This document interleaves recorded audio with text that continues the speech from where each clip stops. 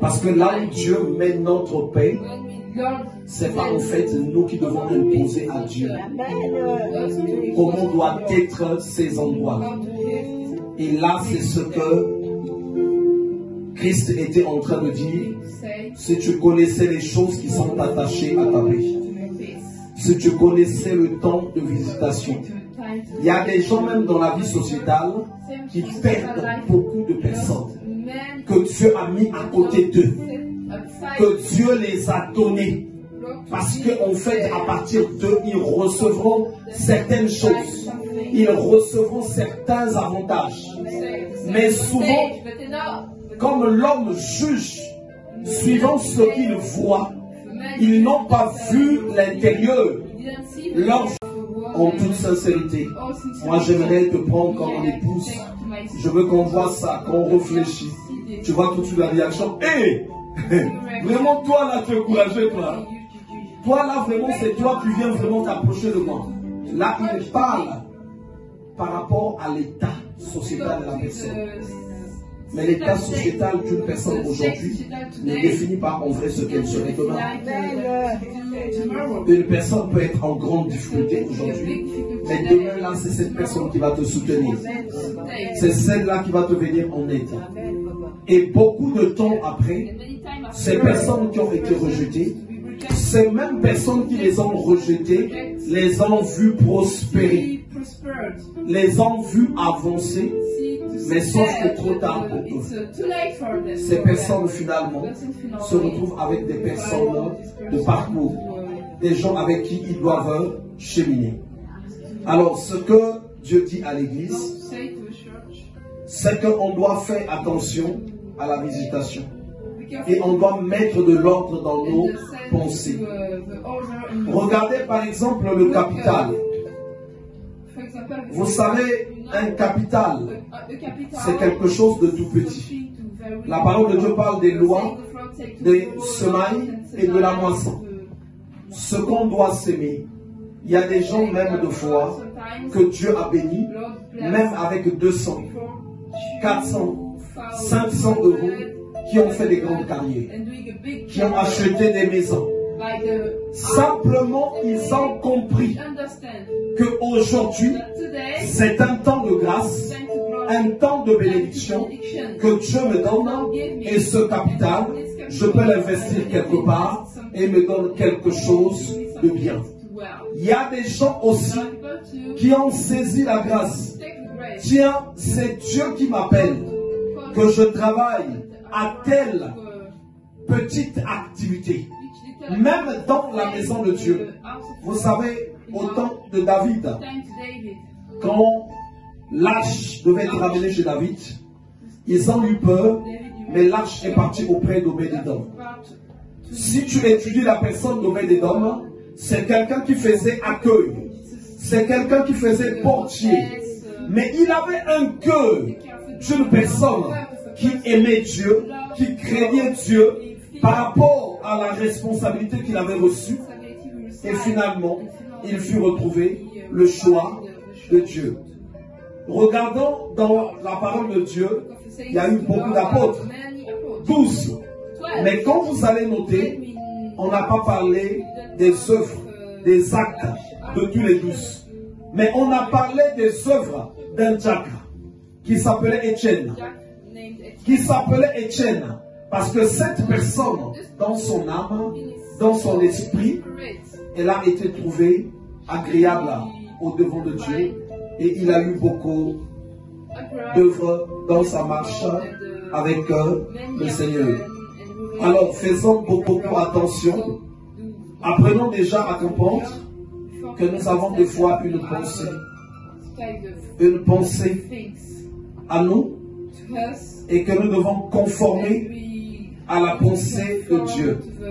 Ce que Dieu te donnera ne sera pas forcément quelque chose qui serait tout fait, tout prêt. Dieu ne va vouloir que tu fasses un travail où ça sera le chemin de Dieu pour qu'il t'enseigne. Vous savez, même ta maison, tes enfants, ton mari, ta conjointe peuvent être le chemin de Dieu pour te fortifier, pour te rendre solide, pour commencer à batailler. Il y a des gens qui sont arrivés dans la dimension de délivrance parce que quelque part Dieu les a donné des maris possédés ou des femmes possédées. C'est là que le travail a commencé. C'est là que le travail a commencé. Ceux qui ne comprennent pas passent leur temps d'abord à aller se plaindre directement chez les gens. Mais ceux qui ont compris, malgré la grandeur de la difficulté, ils ont compris qu'il y a un Dieu très grand, tout puissant, auprès duquel ils doivent aller se confier. Auprès duquel ils doivent aller se confier.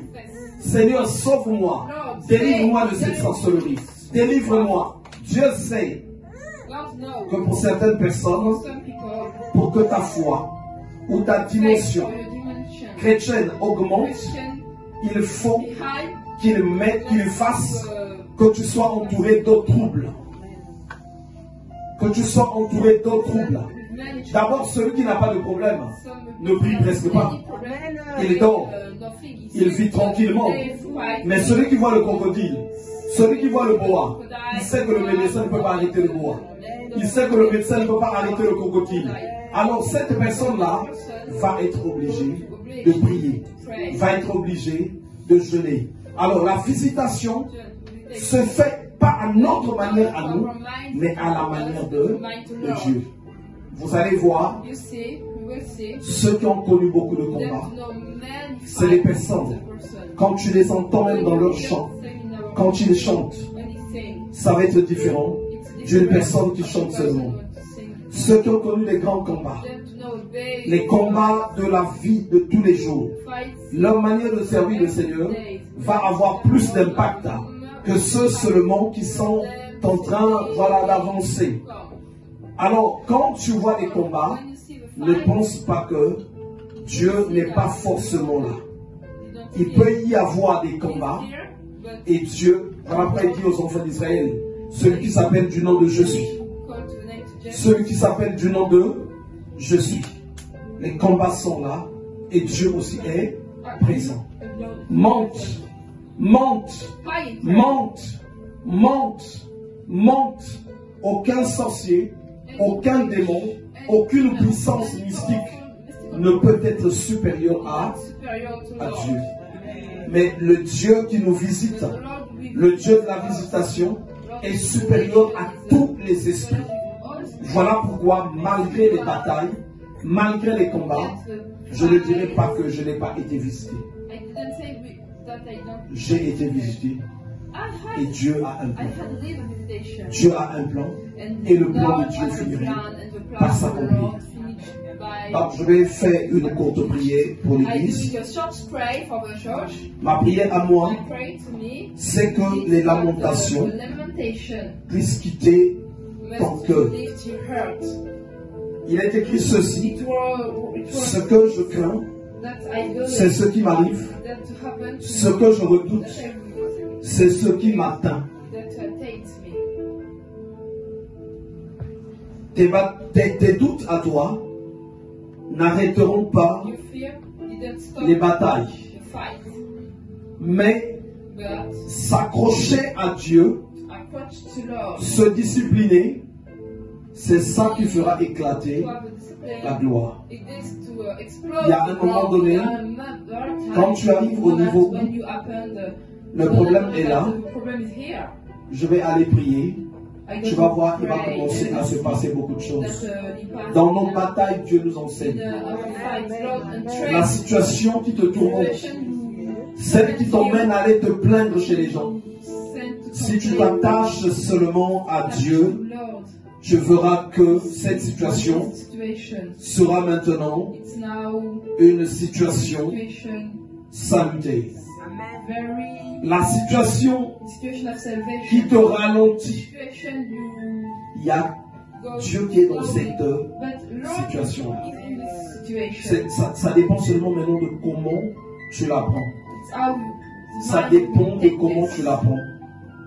Ceux qui ont des problèmes, quand tu montes dans la prière, ce que tu vas constater d'abord, c'est que les problèmes augmentent.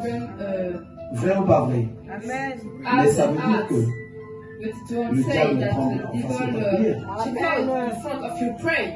Qu'est-ce que nous ne comprenons pas? Dès que je prie, le problème prend de l'ampleur. Et moi je regarde. Je regarde. Chaque fois que tu élèves ta voix, la chose qui prend de l'ampleur, comprends que cette chose-là, il y a un esprit qui y travaille et qui a peur de ta bonté. Chaque mari de nuit, chaque sorcellerie des démons, chaque puissance mystique qui te combat, tremble devant ton aller vers Dieu. Quand tu vas vers le Seigneur, ils ont peur. Ils savent qu'ils vont être vaincus. Ils savent qu'ils vont être vaincus. Voilà pourquoi beaucoup de personnes constatent.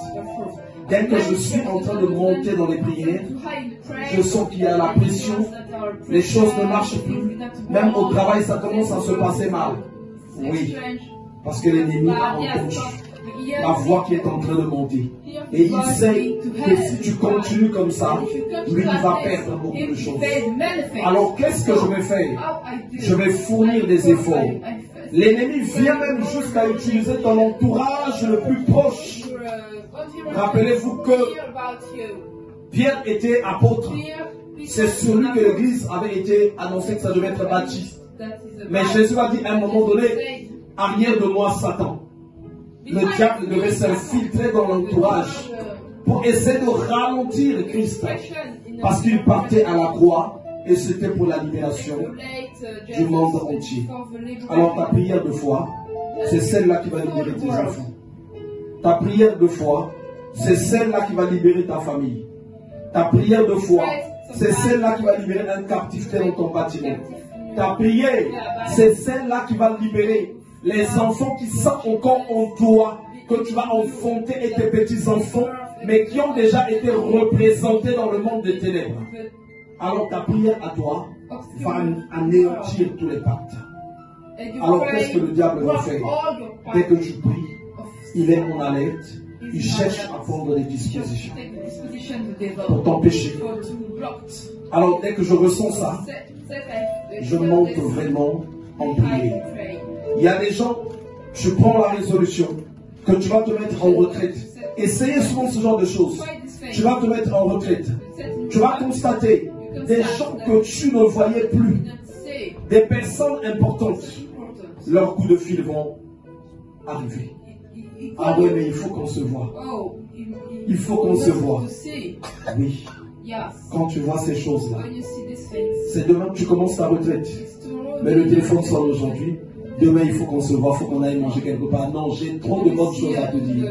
Il faut que tu comprennes que le programme que tu mets en place fait déjà trembler le monde des ténèbres. Le jour où tu veux jeûner, le jour où tu veux te consacrer à Dieu, c'est là où tu remarques que certaines attitudes de ton environnement, ceux qui sont à côté de toi, il y en a qui deviennent agressifs, il y en a qui ont maintenant des attitudes très blessantes. Il faut que tu comprennes que le programme que tu as envie de mettre en place là, il fait déjà trembler l'ennemi. Mais celui qui ne comprend pas, son attitude serait les plaintes. Seigneur, pourquoi ma vie c'est comme ça? Dès que j'essaie de prier, les problèmes commencent. Dès que je veux les programmes, il faut qu'il y ait quelqu'un qui vienne s'opposer. Mais les sages, ceux qui ont compris, comprennent qu'il y a la grâce qui est en train de déroger. Et la grâce, il faut savoir la discerner. C'est comme ça que tu connaîtras les temps de visitation. Quand tu es visité, les problèmes vont commencer. La visitation, elle ramène des problèmes. Parce que Jésus était né et les mages avaient vu. Et Hérode a dit, nous devons tuer l'enfant Jésus. La visitation te met sur une position royale. La visitation montre à l'ennemi qu'ils vont être éjectés de leur trône, de leur fauteuil.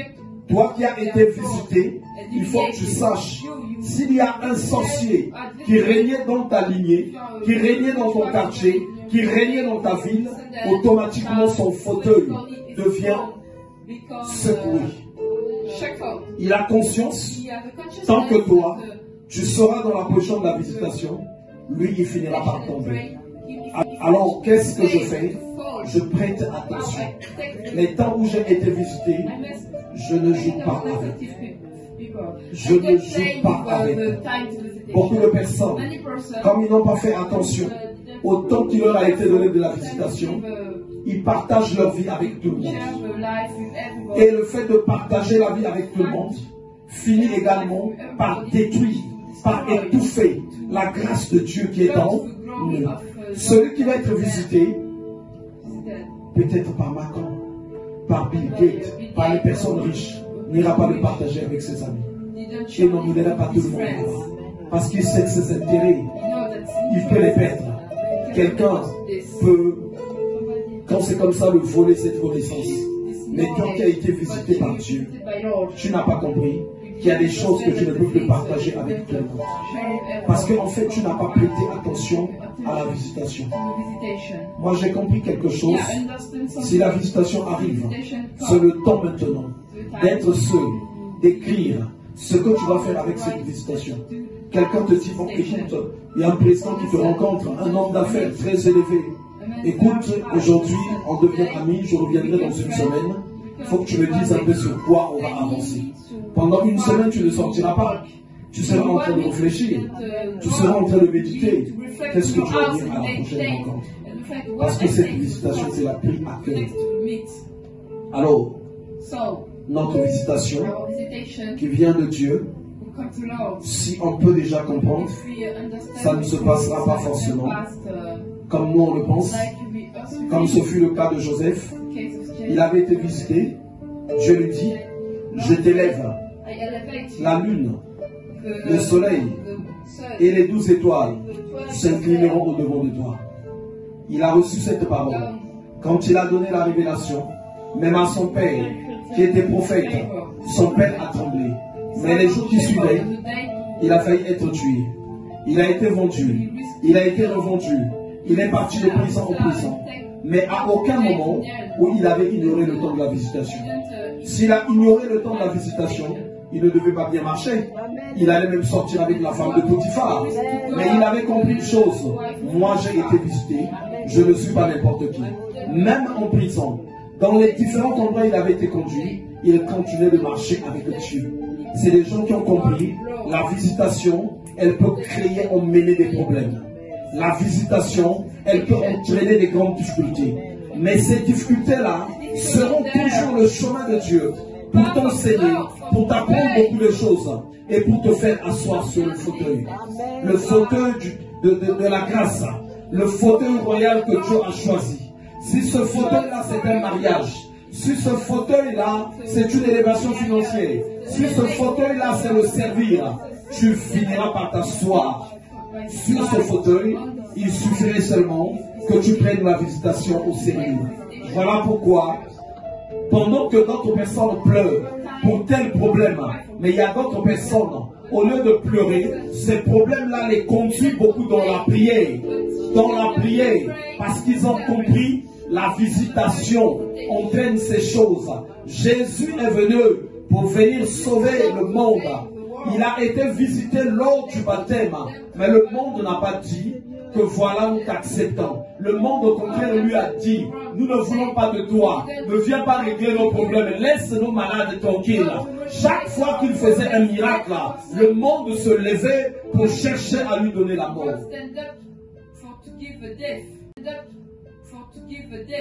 Il y a vers Comblavie, un cimetière qui est là-bas. Ça fait des années que je suis passé là-bas avec l'évangéliste et je te repassais là encore ces jours-ci avec d'autres personnes. Quand tu passes dans ce cimetière-là qui est bien clôturé, c'est Bricante-Robert. Ce qui te choque, à l'intérieur de ce cimetière, il y a un grand poteau qui est là et ils ont mis le Jésus crucifié. Le Jésus crucifié à l'intérieur. Et la première fois que je suis passé là, j'ai rigolé. Avec l'évangéliste, je disais, ceux-là, ils ont dit à Jésus, Jésus, laisse les problèmes des vivants tranquilles. Viens te couper les morts qui sont là. C'est comme ça qu'ils sont venus le crucifier là. Alors, nous comprenons la visitation. Tu es visité. Tu es visité. Vous savez, il y a des formes de foi que les gens ont, sans même des formes de foi démoniaques, sans que les gens ne s'en aperçoivent. Quand tu as un esprit sirène en toi, tu vas prendre la forme de cet esprit-là. Tu crois que tu marches très bien. Tu crois que tu as un beau sourire. Les gens disent que tu as un beau sourire. Tu as un beau regard. En fait, c'est le regard de cette sirène. Il va construire beaucoup de choses en toi. Il y a des esprits qui donnent même la forme au corps. Pour ceux qui viennent d'Afrique, vous savez, quand une personne a été initiée à l'esprit de gorille pour se battre, après il commence aussi à ressembler à un gorille. Les esprits de séduction, de sirène, il va te donner même une très bonne silhouette pour les femmes. Mais tu crois que c'est toi. Qu'est-ce qui va se passer quand le Seigneur va arriver? Il va d'abord commencer à détruire ces choses. Il va détruire ces choses. Qu'est-ce qui va se passer? Tu vas commencer à faner. Tu vas commencer à faner. Tu vas commencer à faner. Tu vas commencer à faner. Tu vas commencer à faner. Mais ceux qui ont compris le temps de la visitation, pendant que les gens seront en train de lui dire, ah, mais toi vraiment, tu as vu un médecin? Mais toi vraiment, qu'est-ce qui se passe?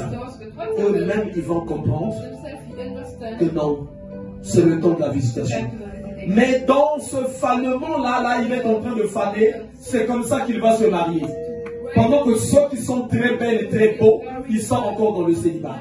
Mais lui, il s'est marié. Parce qu'avant de lui donner le mariage, il fallait d'abord que Dieu détruise toutes ces choses. Il y a des personnes, le temps de la visitation, la pauvreté va d'abord commencer à s'installer. Parce que beaucoup de choses qu'il a en lui, qu'il possède, il les a obtenues par les totems. Par des totems. Mais tu ne vas pas marcher avec Dieu avec des choses comme ça. Alors Dieu va les détruire. Dieu va les détruire. Dieu va les détruire. Et tu vas commencer à connaître la pauvreté. Tu vas commencer à connaître les difficultés. Tu vas commencer à t'enfoncer, à t'enfoncer, à t'enfoncer, jusqu'à ce que, quand le tout serait accompli, jusqu'à ce que on arrive, là je vais prendre un terme de gestion, au seuil de rentabilité. Tout d'abord a été détruit. Voilà que maintenant, le rendement va commencer à venir. Tu vas commencer à obtenir certaines choses. Ce n'est pas en vain que la personne passe d'abord par le désert. Le désert, c'est le lieu de Dieu. Il y a beaucoup de choses que les gens obtiennent, beaucoup de choses qu'ils ont eues, qui ne savent même pas d'où cela vient. Alors quand Dieu arrive, il fait son travail, il va te conduire. Seigneur, donne-moi telle chose. Au lieu qu'il te donne, lui il vient détruire, il vient détruire ce que tu pensais être bien. Alors je vais prier que Dieu crée un équilibre dans les cœurs, que Dieu crée un équilibre dans les pensées, dans l'âme, dans l'esprit de tout un chacun.